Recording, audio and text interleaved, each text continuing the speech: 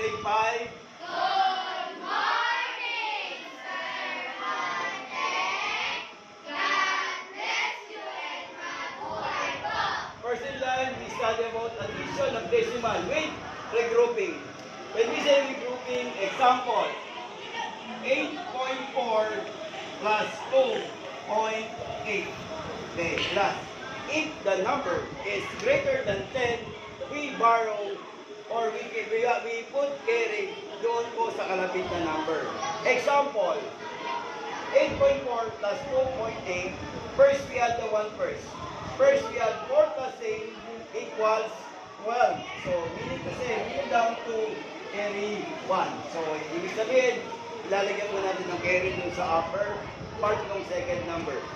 Then, add 8 plus 2 equals 10, plus 1 equals 11. So, meaning to say, put 11. So, then, align the decimal.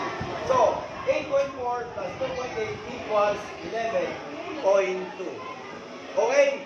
I will give you one given numbers and then answer add-on. 9.7 plus 3.3. Okay? This is the given.